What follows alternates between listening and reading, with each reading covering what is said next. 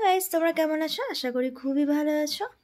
আমরা শিয়ালদা থেকে উত্তরবঙ্গ এক্সপ্রেস ধরে এনজেপি পৌঁছানোর পর তারপর গেছিলাম গ্যাংটক। গ্যাংটক থেকে ইস্ট সিকিম কিভাবে ঘুরলাম পুরোটাই তোমাদেরকে দেখাবো।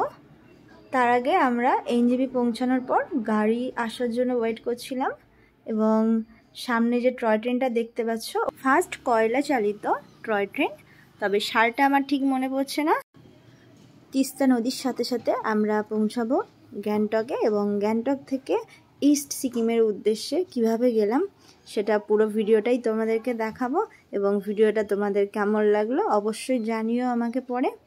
আমরা এখন যাচ্ছি গ্যাংটকের উদ্দেশ্যে এবং আজকের দিনটা ওখানে স্টে করব, তারপর কালকে মর্নিংয়ে আমরা 7টার দিককার বেরিয়ে পড়ব ইস্ট সিকিমের উদ্দেশ্যে। আমরা পৌঁছে গেছি গ্যাংটক এবং গ্যাংটক এমজি মার্কে একটু কেনাকাটি করছিলাম। তারপর মর্নিং এর সকালটা রুম থেকে ভিউটা জাস্ট কত সুন্দর। এই যে আমরা সকাল 7টার সময় গাড়িতে সবাই বসে গেছি এবং এখান থেকে 20 রুপিস করে টিকিট নিচ্ছিল ইস্ট সিকিমে যাওয়ার জন্য এবং আমরা আগে থেকে পারমিট সমস্ত যা কিছু করার ছিল অনলাইনে পাঠিয়ে দিয়েছিলাম। ওখান থেকে ওরা পুরোটাই কমপ্লিট করে রেখেছিল। টিকিটটা নিয়েছিল, সেই টিকিটটা আমাদেরকে দিয়ে দিয়েছে। একটু দেখালাম তোমাদেরকে।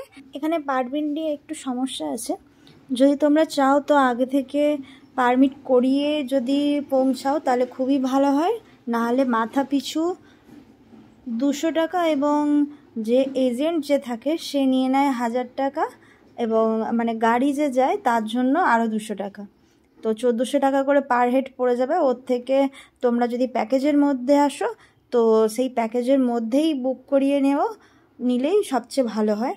এবং আমরা ইস্ট সিকিমে পাহাড়ের উপরে আস্তে আস্তে উঠছি এবং বেশ ভালোই লাগছে, পুরো ভিউটা খুবই সুন্দর লাগছিল। আর প্রথমে এই যে এগুলো কালারফুল বেশ ভালো লাগছিল দেখতে, তো ড্রাইভারকে যখন জিজ্ঞাসা করলাম যে এগুলো কিসের জন্য লাগানো হয়েছে, তো উনি বললেন যে 108টা করে এক একটা মানুষের স্মৃতি হিসেবে একটা পবিত্র স্থান দেখে, যেটাই পাহাড়ে যাওয়ার রাস্তার মধ্যেই পড়ে, সেখানটায় ওরা 108টা করে এই পতাকাগুলো লাগায়। তো তাদের স্মৃতি উদ্দেশ্যে এগুলো ওরা ব্যবহার করে। একটা মানুষ যদি মারা যায় তার একজনের জন্য 108টা, তো সেজন্য এখানে এত এগুলো লাগানো। আর এই স্থানগুলো ওরা ভীষণ পবিত্র মনে করে, একটা পবিত্র স্থানে লাগাতে হয়, তো এগুলো ওরা ওখানটায় লাগায়। তো বেশ ভালোই লাগছিল, হাওয়া আসছিল, আর তার মধ্যে এই পতাকাগুলো বেশ সুন্দর, আমার তো বেশ ভালো লাগছিল। তো আমরা আস্তে আস্তে এখন যাব ফার্স্ট নাথুলা, আর নাথুলার ওখান থেকে চায়না বর্ডার এবং আছে সেটা দেখব, দেখে ওখান থেকে আমরা যাব ছাঙ্গু লেক। তার মিডিলে হরভজন সিং বাবা মন্দির আছে, ওটাও দেখব। দেখে আমরা আবার আস্তে আস্তে নিচের দিকে নামবো, একদম পাহাড়ের উঁচুতে উঠছি এখন আমরা। আর ওখানে যাওয়ার পথে এই যে কাঞ্চনজঙ্ঘার ভিউ ভীষণ সুন্দর লাগছে, দারুণ ভিউ। এটা ক্যামেরাতে অতটা সুন্দর লাগে না যতটা সামনাসামনি সুন্দর লাগে, তো সবার একবার যাওয়া উচিত, বেশ ভালো লাগবে। আমার তো ভীষণ ভালো লেগেছিল, রাস্তাগুলোও ভীষণ সুন্দর। তবে বর্ষায় অনেক ক্ষতি হয়েছিল, অনেক জায়গায় দেখছিলাম পাথর কিছু ভেঙে ভেঙে নিচে পড়েছে, কিছু কিছু জায়গায় ধসও নেমেছে, অল্প। নর্থ সিকিমের মতো অতটা নয়, ইস্ট সিকিমে অতটা কোনো ক্ষয়ক্ষতি হয়নি। তো উপর থেকে খুব সুন্দর লাগছিল পুরো ভিউটা, একটা পাহাড়ের পর আর একটা পাহাড়। আর এই যে আমরা পৌঁছে গেছি, এর উপরে ওঠার সাহস হয়নি, কারণ গিয়েই দেখলাম অনেকেই অজ্ঞান হয়ে পড়ে আছে। ছোট ছোট বাচ্চা নিয়ে গেছিলো কেন জানি না, তারা বেচারাগুলো বমি করছিল ওখানটায়। তো সবাই একটু অক্সিজেন কিংবা কর্পূর এগুলো সঙ্গে নিয়ে যেও। আমরা নিচ থেকেই ভিডিও নিয়েছিলাম। তো আর ওখানটায় কোনো নেটওয়ার্ক থাকে না, তোমাদের কেউ যদি হারিয়ে যায় ফোন করে খুঁজেও পাবে না, তার খোঁজা খুবই মুশকিল হয়ে যাবে। তো আমাদের একজন হারিয়ে গেছিলো, সেজন্য আমি এই ব্যাপারটা একটু ফিল করেছিলাম। অনেকক্ষণ ধরে আমরা চারিদিকে দেখছিলাম, তারপর দেখলাম ও একাই উপরে উঠে গেছে। ও তারপর আমরা দেখতে পেয়ে ডাকাডাকি করার পরে নিচে নেমেছিল। তো গাড়ির নাম্বার এবং তোমাদের যারা থাকবে তারা সবাই একসাথে থাকো, তাহলে কোনো সমস্যা হবে না। তো দেখো কত গাড়ি গিয়েছে ওখানটায়, প্রচুর গাড়ি গিয়েছিল আমরা যেদিন যাই। আমাদের ইচ্ছে ছিল আর একটু লেটে বেরোনোর, কিন্তু নানা রকম কাজের জন্য আমরা তাড়াতাড়ি বেরিয়ে পড়েছিলাম।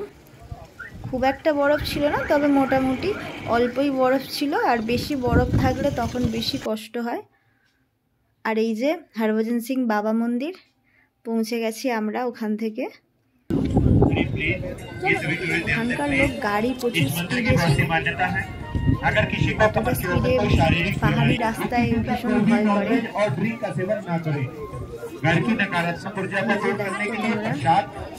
पानी की बोतल चप्पल प्रसाद आपको शिवनेरी शॉप में मिलेगा। সবাই জুতো খুলে ঘুরছিল। এই যে বাবা হরভজন সিং এখানে প্রসাদও দিচ্ছিল, আমি একটু প্রসাদটা নিয়েছিলাম, তবে প্রসাদটা আর দেখানো হয়নি ভিডিওতে।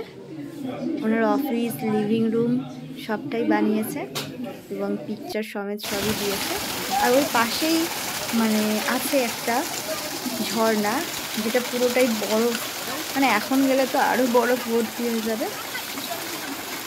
উপরে আমি উঠিনি রিস্ক না নিয়ে, কারণ বরফে প্রচুর পা স্কিড করছিল, সেজন্য আর সাহস হয়নি। এমনি নিচ থেকেই অল্প একটু ভিডিও করেছিলাম।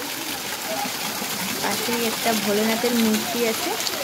তোমাদেরকে আগে বলবে এই ঝর্ণাতে যাওয়ার জন্য, তো তোমরা এই ঝর্ণাতে যেও, তারপরে হরভজন সিংয়ের যে বাবা মন্দির আছে ওখানটায় যেও।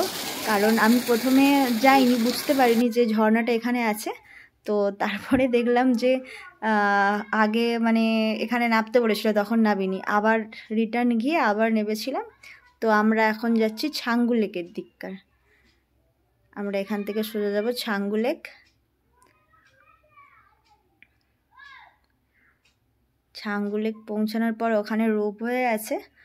রোপওয়ে 360 টাকা করে টিকিট নেয়, তোমরা চাইলে রোপওয়ে চড়তে পারো।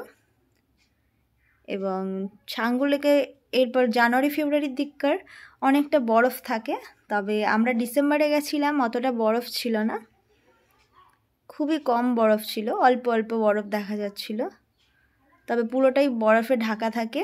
যদি কেউ ফেব্রুয়ারি মার্চের দিককার যায় অনেকটা বরফ পাবে, এবং তখনকার ওয়েদারটাও ভীষণ ভালো থাকে।